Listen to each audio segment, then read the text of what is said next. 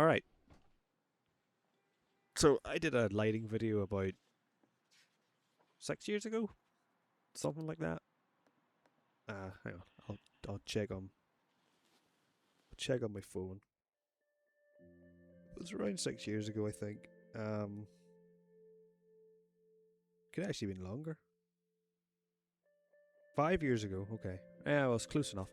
I thought I would do a new one, an updated one, sort of going over what I sort of do now. I'm just going to do on a basic sort of scene that I've set up here. It's nothing special.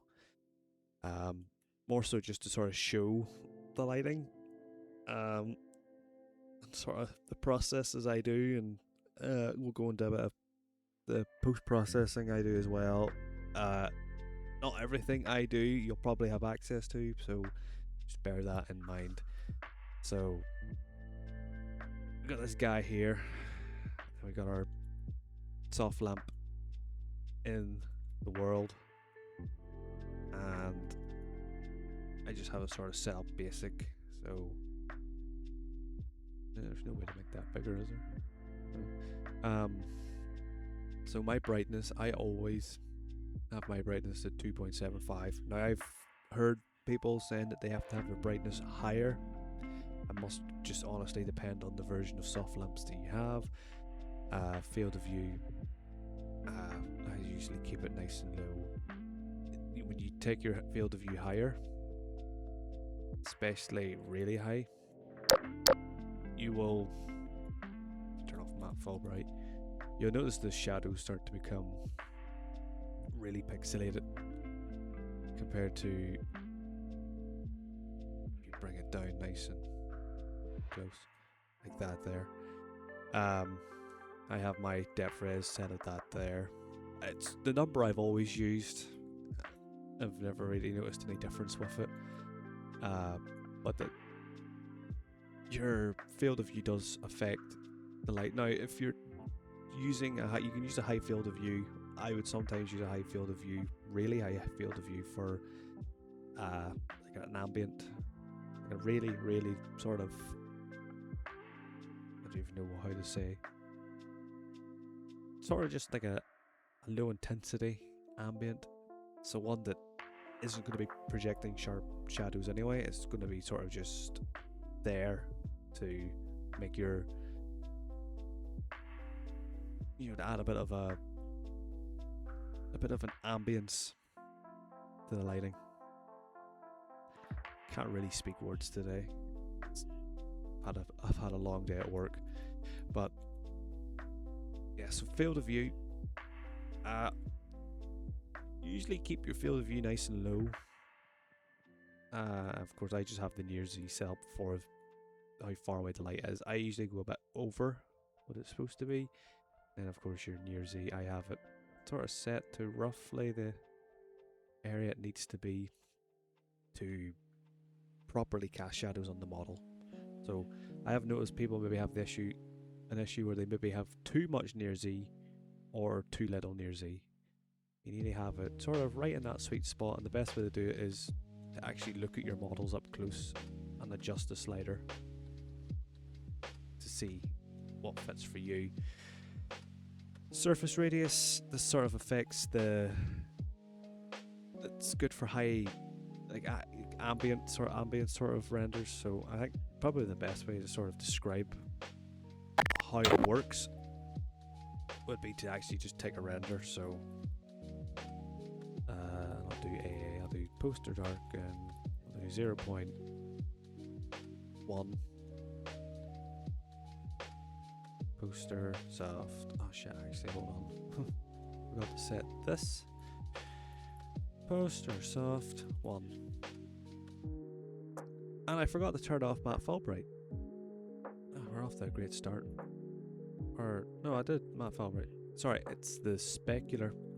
I have to turn that off for the cube mapping. This may take a minute or two because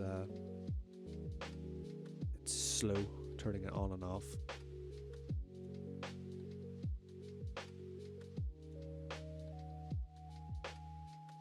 But what I'll do is I'll show the difference between high radius and low radius. And what it really basically the easiest way to say what it does is it affects shadows. So I would use high surface radiuses for your ambiences or whatever, and then I would use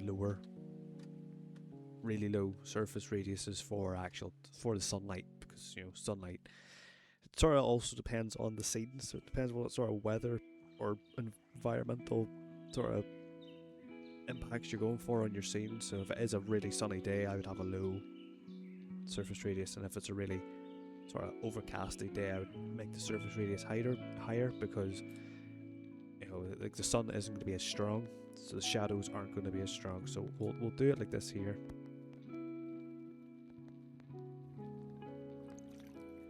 Then we'll do one with a lower sort of surface radius. So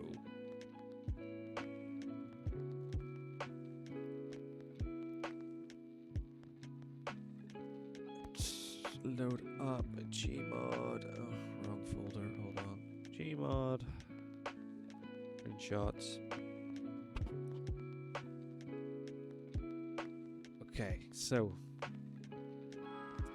this is the lower surface radius, so you can see shadows are a lot more defined. They're really noticeable. But if we look at the lower surface radius, you can see that actually the major difference here you can already notice is brightness. So because the higher surface radius is projecting or shining out to such a higher radius, covers less areas, so it makes the scene, or it makes each render look darker, but you can see that there's more of a difference in the shadows. It's really hard to see here, but the shadows are a lot more subtle. And whenever you start layering these up in Photoshop or GIMP, you will see the difference. So I don't know, another example would be, I've actually deleted a lot of my stuff. Probably one of my more recent scenes. So I actually was using I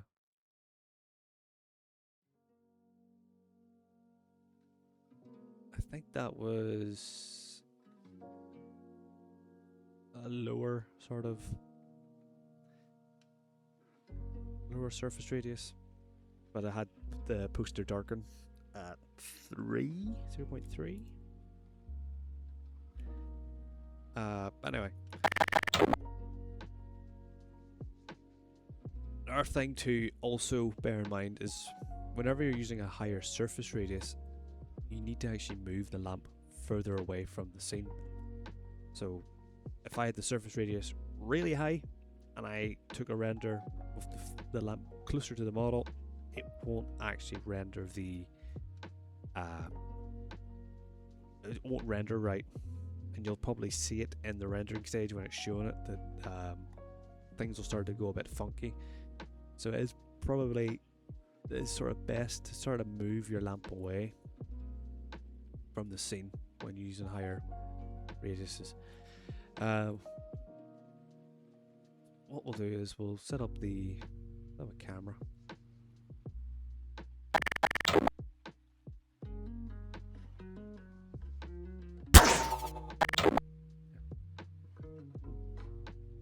Good angle. Right. Okay. We actually make the tiles a bit darker too. We'll make it a bit easier to sort of look at things. So, how do I usually light my scenes? Well, it's a couple of things. So, I would do HDRIs. It's probably my first starting point for any scene that I would do. And if you're wondering where you can find these, they're on the SFM workshop. I think they're made by Mars. Can't remember his Steam name. But they're made by him, and he has two different ones. and each one has about 10 skin grips for each one, I think it is. It could be more. 9, sorry. Now, I have changed a few of them for my own HDRIs, just sort of for the scenes that I want to do. You can sort of get a feel. Like there's the Call of Duty one. This one doesn't really work as well because of that there, but it works good enough. So I would use HDRIs for sort of the starting stage. Many of my scenes, and I would adjust the size using effect resize, depending on the size of the scene. And the only problem is it can only get so big, so sometimes I will move the dome to multiple places throughout the scene where I'll have it, and then I'll do a big HDRI or just a big light bounce render to get the base sort of layer for the scene. So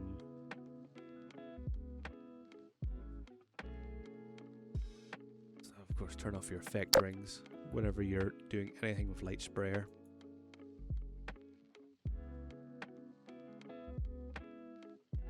Let's see now, where have I got my settings? Oh yeah, they're really far away. Don't need them to be that far away. Right, okay. So we'll bring the end distance just about there. Start distance, bring it right up to basically where it starts. And then I do all 4 sides. Oh, and the top. So I'll do front, left, right. It's kind of hard to see with all the light points on. And this is going to be a bit of a nightmare because of the plastic cube in the way. The rear. And then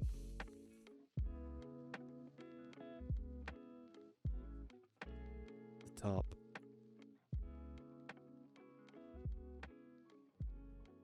And we'll just delete it. And you can see here we've got the dome of light points around the model. We'll go back to camera and we will do poster, light bounce, depth res, override, and it is, instead of doing the 1024, we're going to do the same as mine, so I can remember how many 9s it is, I think. 1, 2, 3, 4, 5, 6, 7. I think that's it. And poster darken 0.1. Poster light bounce near Z override. Set that to the depth res override, and the near Z override is optional, but I do it because it affects how the light bounce works with shadows. It's sort of the similar to the near Z on soft lamps. But I always do the depth res override because it means that you have to change between the one you're using for your lamp and then one for light bounce, and it sort of also gives you a different outcome from if you weren't using it. So we'll do a depth res over. We'll try 10. So just make sure we're in camera position. Poster light bounce. We'll do 1001. That's 5,768 light points. A bit overkill, but it's fine by me. Now I've noticed if I actually minimize my game, that will actually go quicker. My light bounce for some reason goes quicker if I minimize my game compared to if I actually just sit here and watch it. But we're just going to sit here and watch it because there's not really much we can do.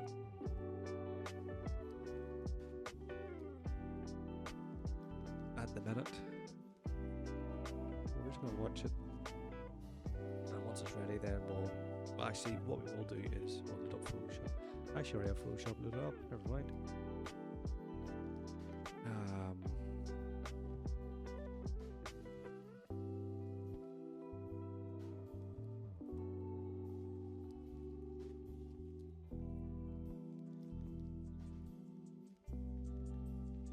So that is the light bounce. It's a bit bright. So what you can do is you can either redo it, or you can adjust its brightness in Photoshop. So create a clipping mask for it, and we'll bring the brightness down on it a bit, maybe somewhere around there. It's the good thing about post is if something, a render is too dark, too bright, or you need to change maybe the colors on it. It's the beauty of post-processing. You can do all of it in post. We'll do this for the light bounce. We'll keep that there. We'll bring the lamp back in, and we shall. Where is the lamp? There it is.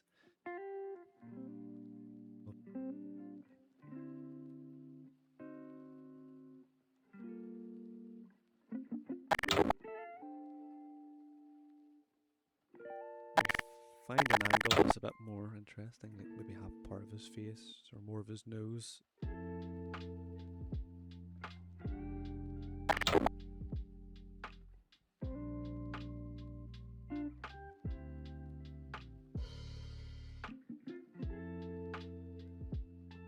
Alright, yeah, that'll do. Poster darker 3 for the soft lamp. I always sort of keep my the actual soft lamp renders sort of darker, because then you can layer. I like to just layer them, even if they're not.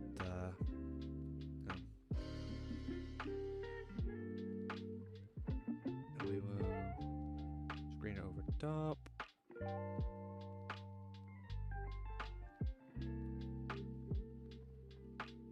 If you want, you can or duplicate it. Play with the settings of it.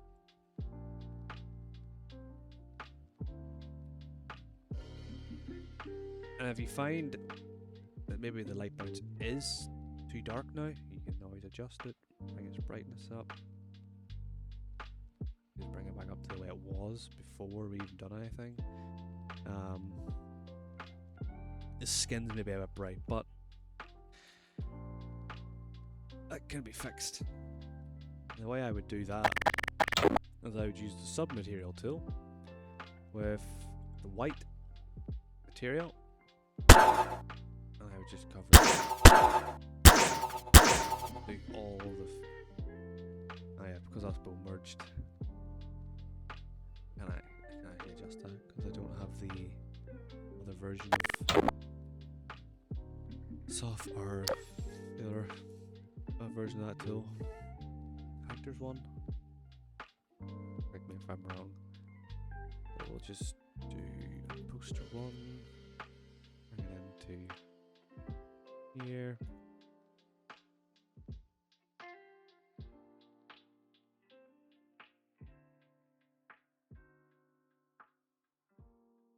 Now, this is sort of really a situational thing.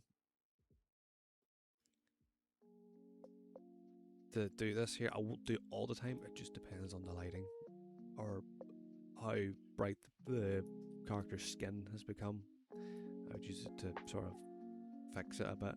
So I would apply the mask, give it a black fill, and set it to soft light, and then sort of play around then with the opacity. So I think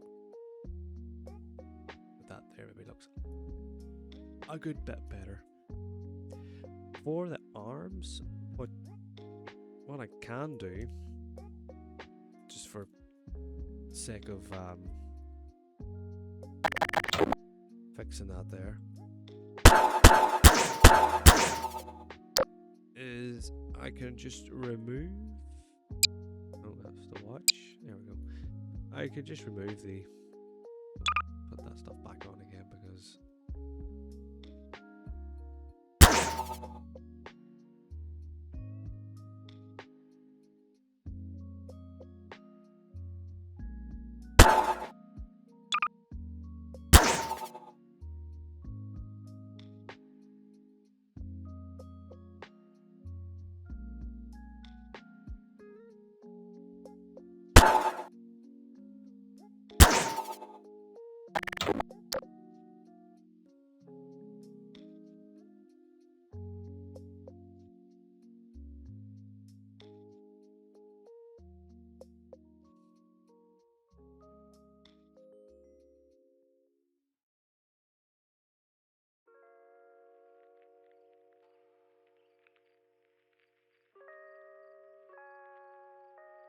I had that at 60%. So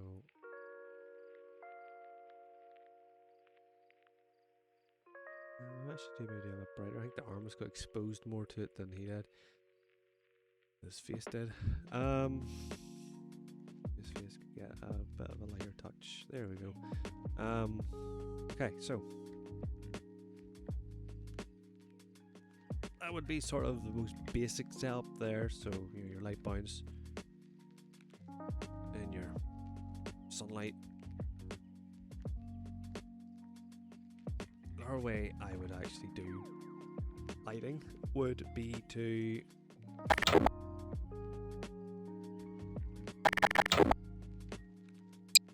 that there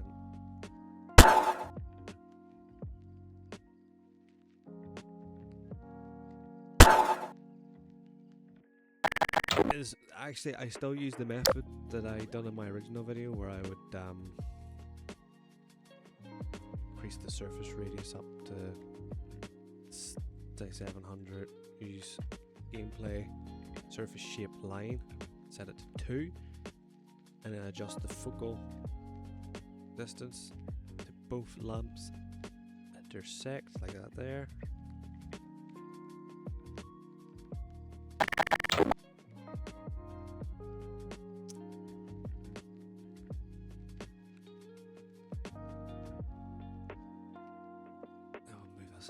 Because that is proving to be annoying.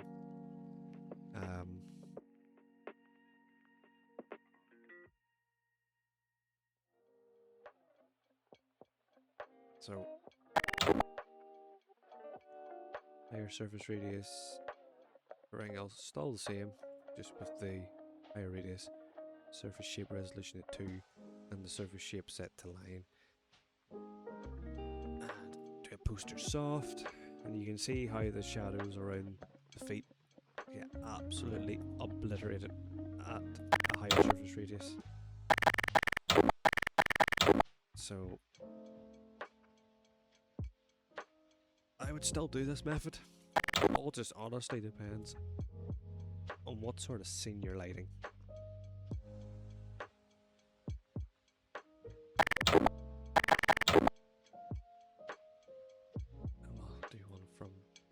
Behind for a bit of right.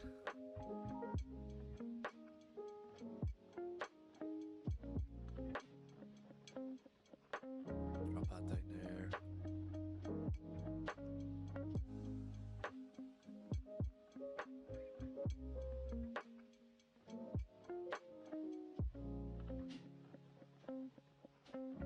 Light bounce is going to be messed up because I did move the wall back, but it works with the light bounce.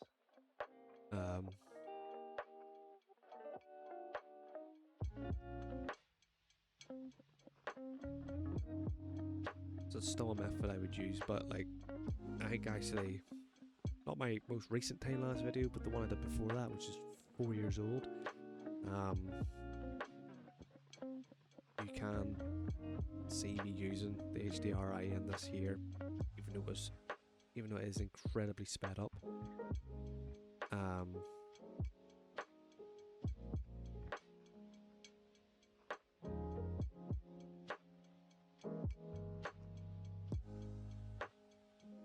But let's bring back the sunlight.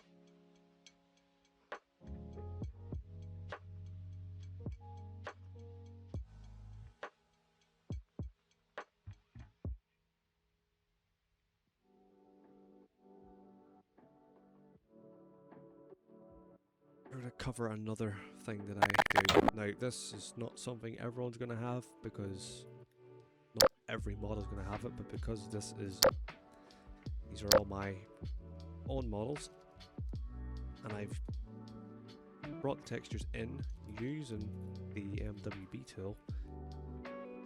Whenever I include mat specular, it turns on the cube maps or specular maps for the models, so you'll see what I mean in a second.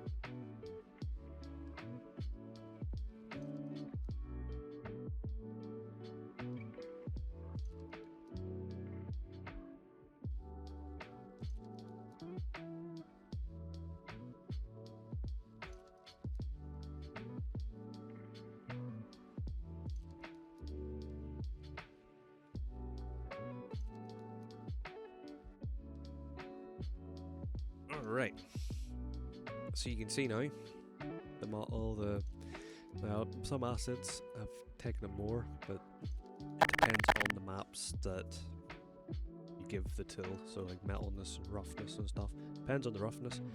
The vest and whatnot, for example, doesn't have any cube mapping because I think it's a sort of a weaker map, so it doesn't actually emit realistic, fabric doesn't exactly shine. Now of course I fucked up a bit with the patches, giving them too strong of a cube mapping. But I would include this in all my renders, even if it is painstakingly slow.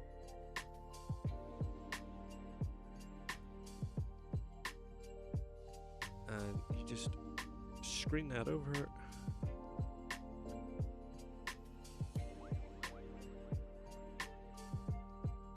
So you can see, unfortunately the patches are really affected by it.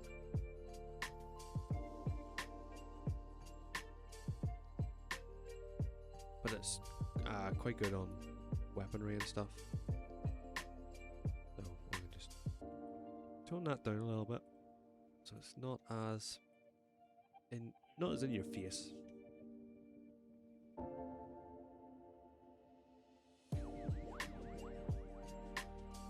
I think probably actually would be a better way to demonstrate how I light a scene would be to light one in real time. So if I got any saves of finished scenes I could use as a reference. What is this? Oh, that's my most recent one.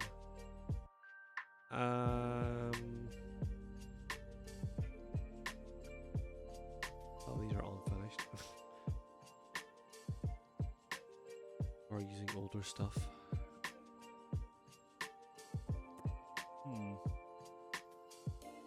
I don't really want to do a full scene build because this video will drag on for quite a while.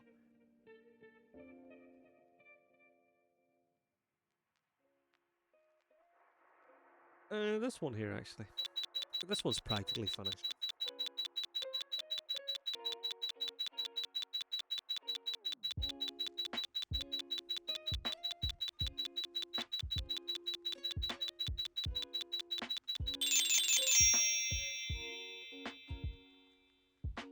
I don't actually have a lamp.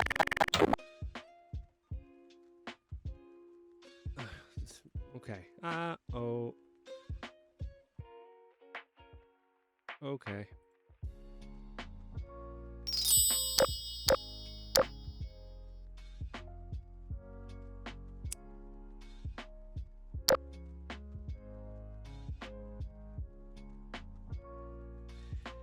Well, that was not supposed to happen.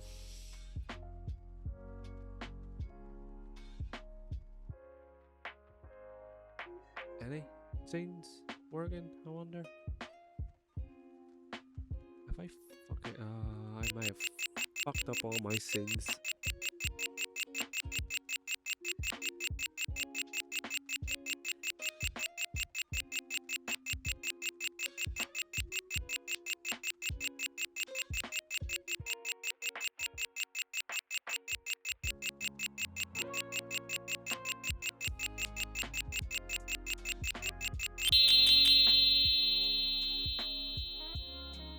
Okay, yeah, I have messed up all of my older scenes now because I was adjusting the skeleton for the models. Or not the skeleton, but the physics model for them. Okay. This changes things then. Okay. What I will do then is something very quick and simple, and I'll pause the recording. I'll come back once it's ready. I think that will be better. And then we'll go through the lighting then for that scene.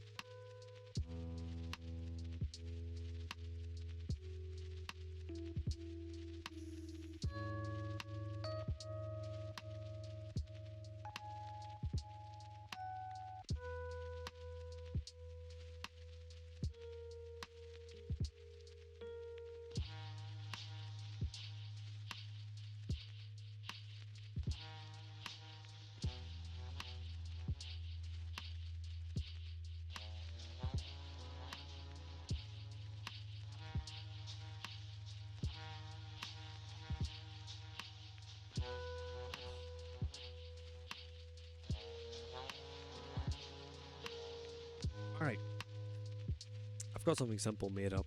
I'm not going to include a sky or anything, just to sort of keep things simple here, but I've got a scene. And we're going to light it. Start to finish. So we'll start with the main thing. Get this out of the way before we move on to anything else. To get. And now I have to wait for this, of course, to turn itself off.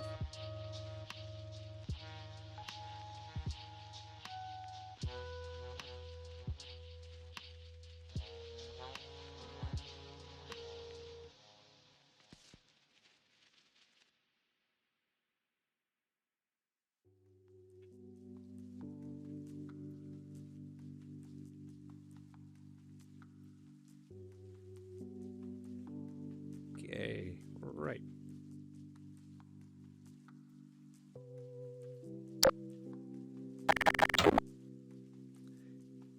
So, first things first, let's get a fog down so we can actually see what we're doing.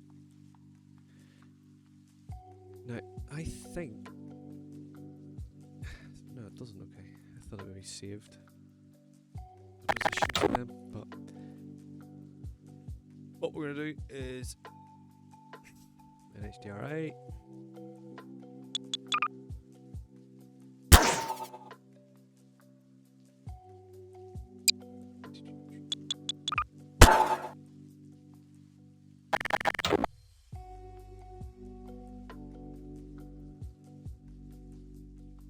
Try to get it central to this, the characters. Something like that there. Bring the effect rings, turn off flashlight. Oh yeah. Let's see, dispenser, and then light bounce.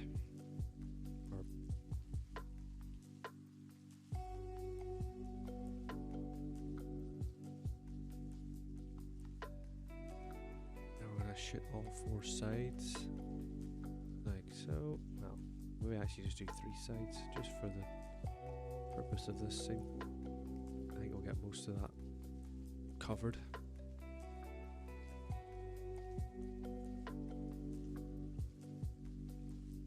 Like so.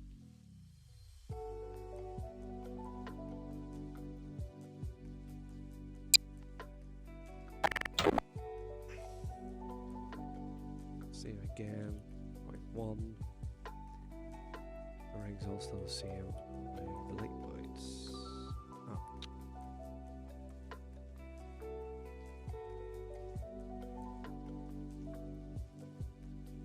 Okay, there we go. And then just let it render.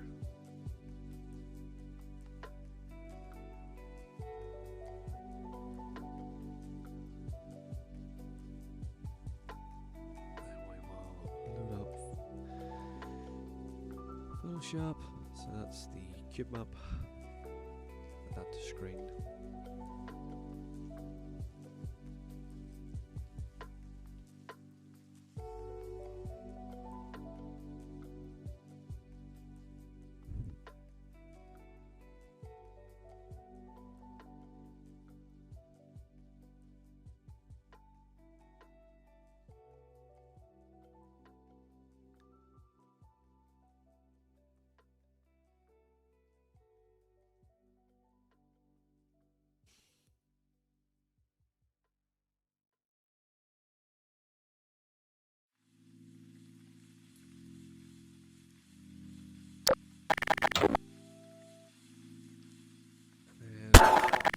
Soft light in, top lamp.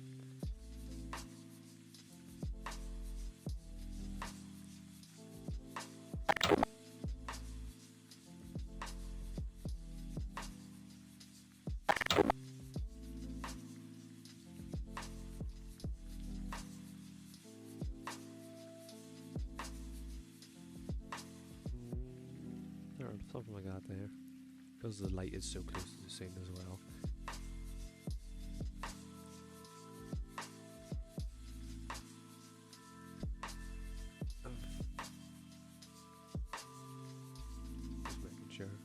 thought the little shadows on the screwdriver looked a bit funny, but actually it's just the way the textures look.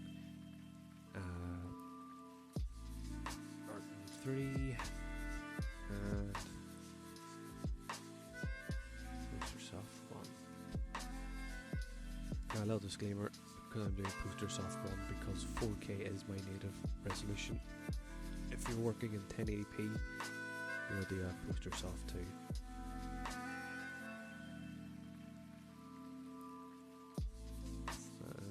Not made much of a difference in terms of the lighting, but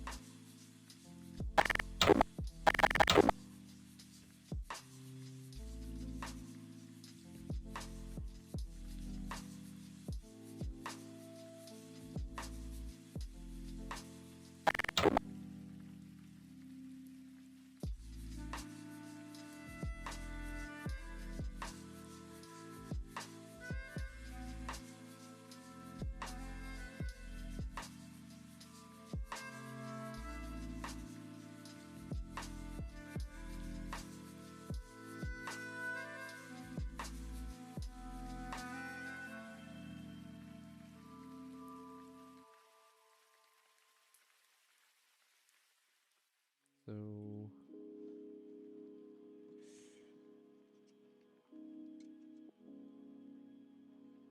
yeah, we'll go for something like that.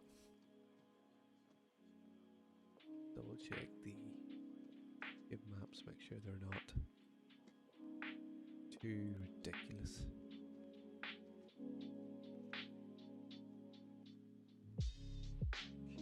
Okay, that's how it works, right?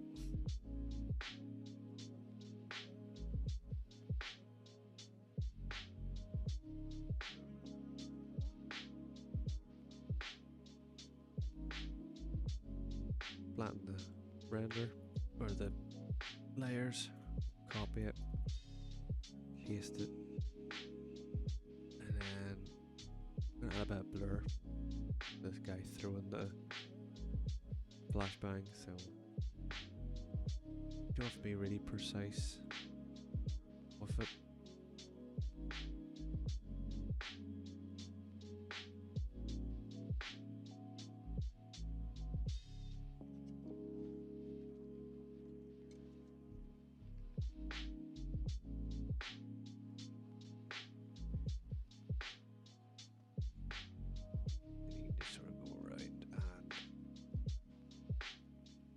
Clear up the blur around places that maybe it shouldn't be, and soften out the edges as well where the blur is, because it does leave a real stark, noticeable line if you zoom in.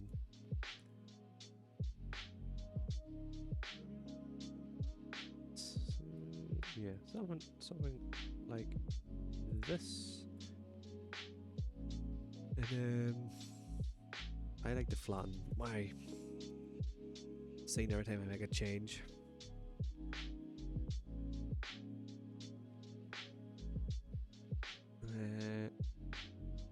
What I will do now is I'm going to crop the scene down a bit. There's a lot of empty space there.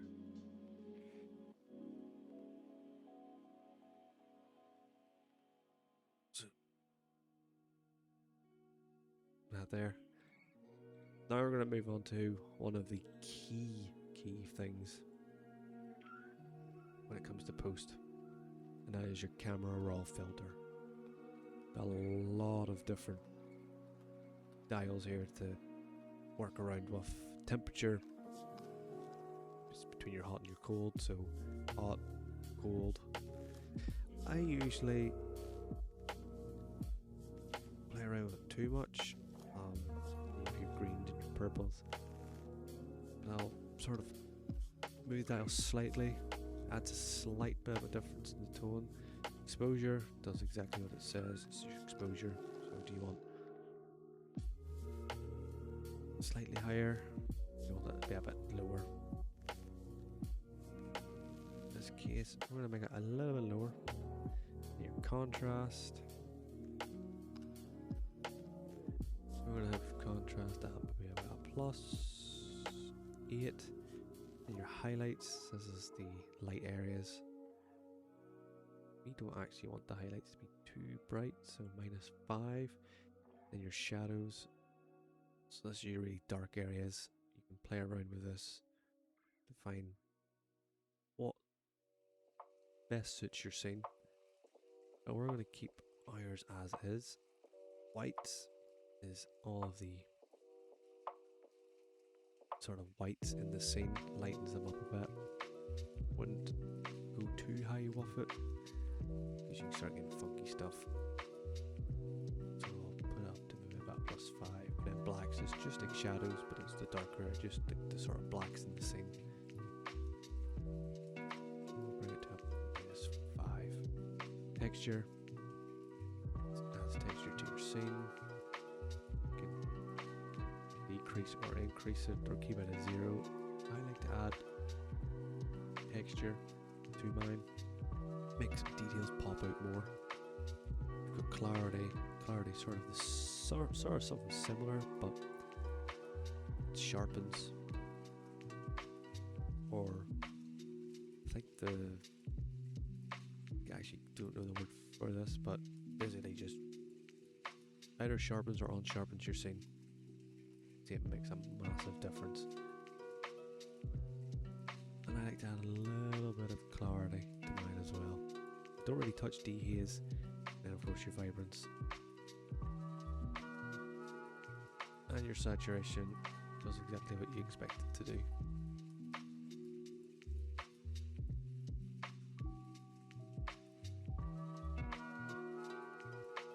I like to add a little bit onto that there.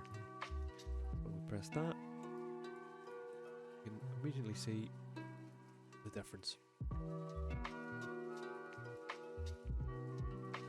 Another thing I like to do once I've copy and pasted that is lens correction. I'll go to custom, and this is your chromatic aberration. So you can set up that there, and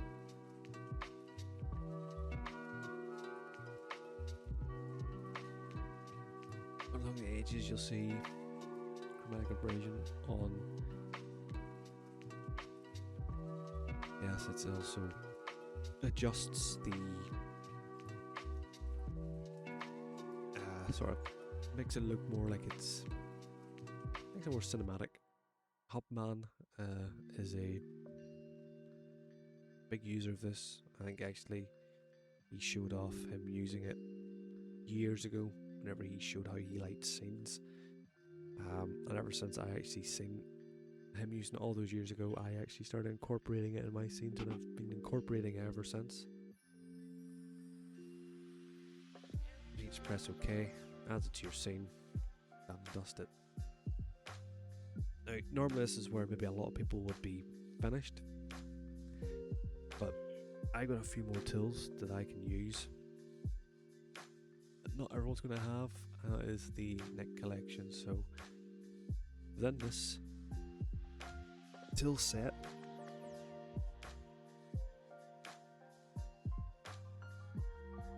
I have more sort of filter options, and I sort of like to play around and choose ones that I think complement the scene. So I like using cross-processing. Add a nice bit of a filter.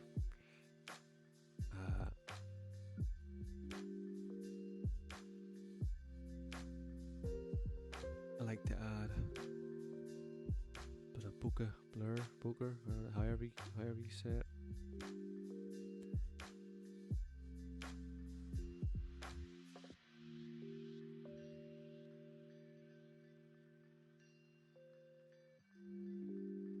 But of course it's all very situational, this sort of stuff. Get rid of that vignette a bit as well, because it's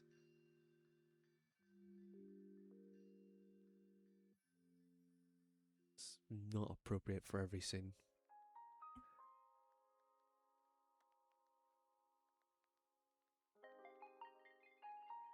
And then last but not least, the final thing I like to add to all of my renders whether it needs it or not, is film grain. I love film grain in my renders. Don't know why. It's just something I've always included.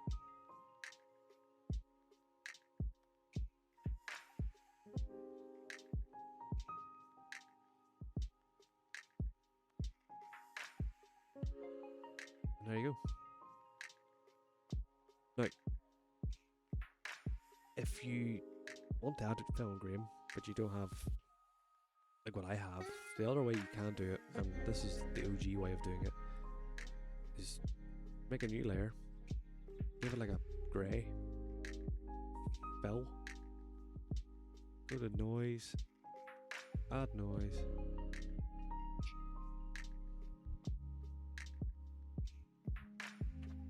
and choose your noise level. Don't want to go for too much, and then you can choose between uniform and Gaussian. So uniform looks a lot more, it's more or less intense. Gaussian is more intense. Monochromatic just makes it black and white.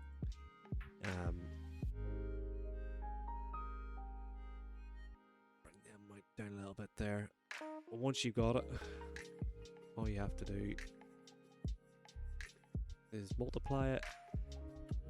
I think there's other ways you can apply it to, possibly. Yeah, soft light. Soft light's another way you can do it. This way here is actually good if you're looking to give it like it's been taken on a phone in a low light setting or a camera. You get that sort of film grain effect with the, where each bit of, the grains are all sort of different colours. So film grain tool I use sort of is monochromatic, doesn't, just adds a bit of grain to the scene, or you can do it this way. But it takes a bit of playing around to get it right and to get it looking the way you want it to.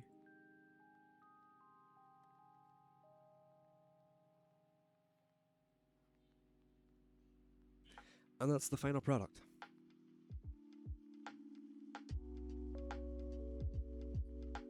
So I hope it was useful watching this video and seeing how I do things, and hopefully you picked up a few things that you can try it yourself. HDRI, post-processing stuff using camera raw filter, lens correction, adding film grain.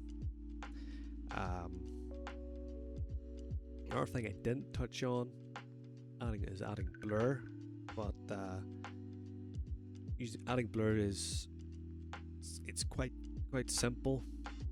I'll explain it, and if I haven't actually, well, I'll sort of show you quickly.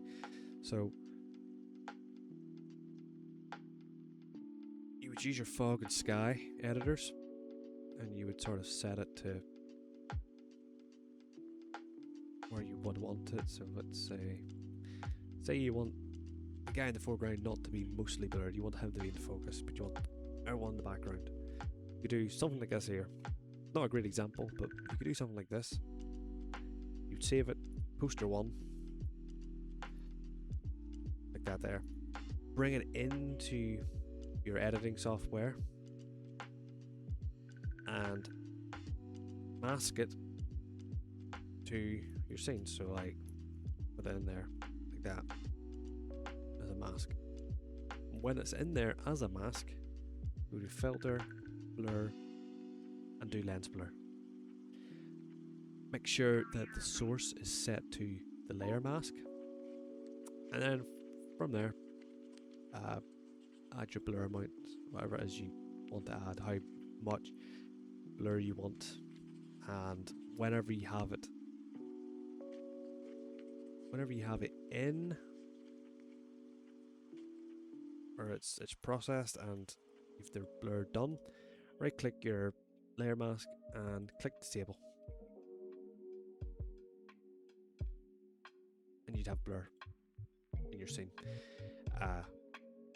it'll probably be one of the initial things you'll do in post once you've got your layers all added in and screened and adjusted. Then you can save the whole, or merge the whole thing into one copy, paste it then, and then add the blur, and then move on to your filter, camera raw filter, and your lens correction and all that other stuff, and then your cropping. I would always leave cropping to the middle or towards the end of your post-processing, because once you crop it, any renders you bring into the scene will no longer fit. So, sort of common sense, but just a bit of a word of warning. But hopefully, by the end up, you should have yourself something in post that you like. I just hope this video was helpful. I hope that seeing how I work is helpful. And I apologise if I'm not the greatest at explaining stuff. It's just not something I'm really good at. But I hope you find this video useful, and if you have any questions in regards to anything in the video, shoot me a DM in Discord. If you're in SAC, just send me a DM, and I'll try and help you out. So yeah, see you later.